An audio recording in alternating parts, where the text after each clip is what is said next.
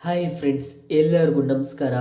Bharat versus England ಎರಡನೇ test ಪಂದ್ಯದ ಮೂರನೇ ದಿನದಾಟದಲ್ಲಿ ಶುಭ್ಮನ್ ಗಿಲ್ ಅವರು ಇಂಗ್ಲೆಂಡ್ ತಂಡದ ವಿರುದ್ಧ ಭರ್ಜರಿ ಶತಕವನ್ನು ಸಿಡಿಸಿ ಹೊಸ ದಾಖಲೆಯನ್ನು ಬರೆದಿದ್ದಾರೆ ಅಂತ ಹೇಳ್ಬೋದು. ಹೌದು ಫ್ರೆಂಡ್ಸ್, ಮೂರನೇ ದಿನದಾಟದಲ್ಲಿ ನಮ್ಮ ಭಾರತ ತಂಡದ ಓಪನರ್ಗಳಾದ ಯಶಸ್ವಿ ಜೈಸ್ವಾಲ್ ಹಾಗೆಯೇ ರೋಹಿತ್ ಶರ್ಮಾ ಇಬ್ಬರು ಕೂಡ ತುಂಬ ಚೀಪಾಗಿ ಔಟ್ ಆಗ್ತಾರೆ ಅಂತ ಹೇಳ್ಬೋದು. ಇದರಲ್ಲಿ ಮೊದಲನೇದಾಗಿ ಯಶಸ್ವಿ ಜೈಸ್ವಾಲ್ ಅವರು ಜೇಮ್ಸ್ ಆ್ಯಂಡರ್ಸನ್ ಅವರ ಬೌಲಿಂಗ್ನಲ್ಲಿ ಸ್ಲಿಪ್ನಲ್ಲಿ ಕ್ಯಾಚ್ ಕೊಟ್ಟು ಔಟ್ ಆಗ್ತಾರೆ.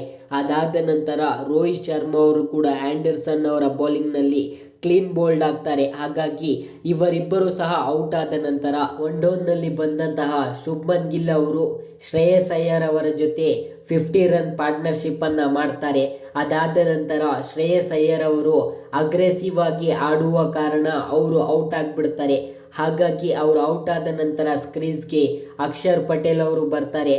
ಆಗ ಇವರಿಬ್ಬರು ಸಹ 70 ರನ್ ಪಾರ್ಟ್ನರ್ಶಿಪ್ಪನ್ನು ಮಾಡ್ತಾರೆ. ಇದರಲ್ಲಿ ಶುಭ್ಮನ್ ಗಿಲ್ ಅವರು ತಮ್ಮ ಟೆಸ್ಟ್ ಕರಿಯರ್ನ ಮೂರನೇ ಟೆಸ್ಟ್ 100 ರನ್ನ ಇಂಗ್ಲೆಂಡ್ ತಂಡದ ವಿರುದ್ಧ ಬಾರಿಸಿದ್ದಾರೆ ಅಂತ ಹೇಳ್ಬೋದು.